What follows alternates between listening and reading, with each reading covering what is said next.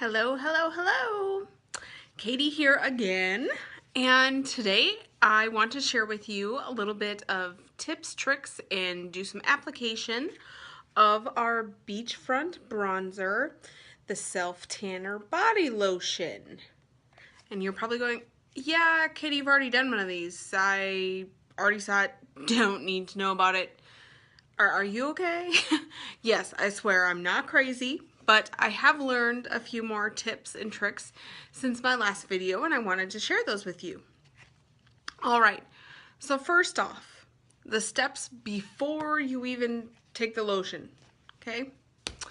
Make sure you exfoliate, exfoliate, exfoliate. Okay, and it doesn't need to be anything like magical. You can grab some granulated sugar, mix it in, and work it onto your skin to exfoliate. You don't have to spend a whole lot of money on a fancy exfoliator to get your skin exfoliated, but you want to make sure it's exfoliated. Shave, you know, if you're going to put this on and then shave the next day, yeah, you're gonna lose some of that color because that also takes dead skin cells off. Okay, and then once you get out of the shower, make sure that you dry off, but then don't do anything else, okay? Don't put on any lotions, any perfumes, any oils, anything like that. Do not pass go, do not collect $200.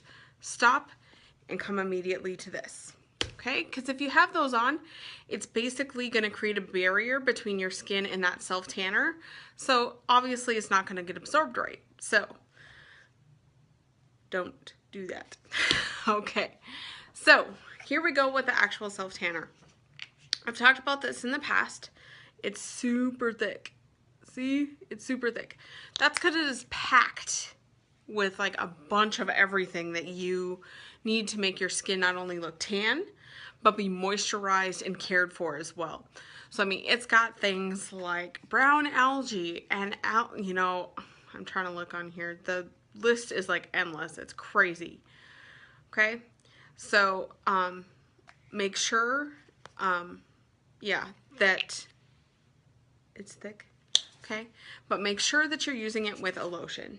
Now, do you have to use it with a lotion? Absolutely not. However, I prefer to because it thins it out a little bit and it makes it easier to apply. So I just take some of this, you're gonna see, and I apply it with my bare hands. Some people prefer to put gloves on. I use my bare hands because I generally go pretty quick and can wash my hands off. So I'm taking some of this lotion, see, about like that. And you want to apply this to small areas at a time. And then I'm just taking my regular lotion. You can see this is my Aveeno. And I'm adding a couple pumps. Whoops, sorry, got interrupted by a phone call. Anyway, I have a couple pumps of that, so I'm mixing those two together. See, just mix right in your hand. And then you're gonna pick small areas. So I'm gonna start with my forearm here. All right, key number 2. Do not over rub. All right, self-tanners back in the day, the actual self-tanner part that makes you tan is clear. Who knew? I just found that out myself. So once again, small areas. But anyway, so that part is clear. You know what happened? People forgot to wash their hands. So man, I apologize for all these interruptions. Anyway, so as I was saying, they were clear and people were forgetting to wash their hands. So they started adding bronzers, okay? Now, bronzers are great. They actually give you some color to your skin, okay? And they help you see where you've applied it and make sure that you're applying it evenly. Like I had a whole big streak right here.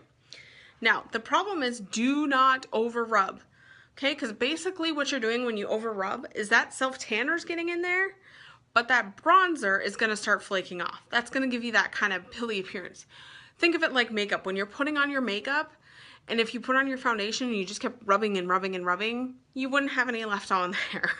All right, and it's going to come off and it's going to start looking cakey and gunky in certain areas.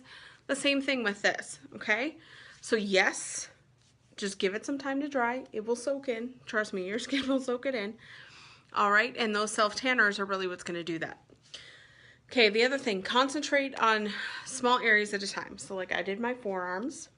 Next I would go to my upper arms. And then I use just whatever is left on my hands, my elbows. Okay, same with your legs. Do your upper legs, then do your lower legs, then use what's left over on your feet, ankles, and knees. Okay, don't forget those important areas like the feet, the ankles, stuff like that, but these often need less. And oftentimes I will only use this about every other tanning application time on my elbows and knees because it'll absorb so much of that color. All right, which brings me to my next point. This is a buildable product, okay? So yeah, you're gonna get some color right away, but to achieve that look, you're gonna wanna go even more, okay? You're gonna wanna go more applications. Now, we generally suggest to build up your tan, you go every 1 to 2 days. To maintain your tan, every 2 to 3 days, okay? So this isn't something you're putting on every couple hours, okay? So keep that in mind as well. And this will build over time, so keep in mind that the color that you have on your arm right now, in about 4 hours, it's gonna be darker, okay? So those are kind of my tips and tricks for you on this. It will help make it a lot easier. And we don't want you to have those streaky orangeness going on like you find with some self-tanners. So I really hope that this has helped you out. If you have any questions about it at all, please let me know. I'd be happy to share with you. But yeah, let's get that summertime glow, ladies, without that harsh sun. All right, thanks. Bye-bye.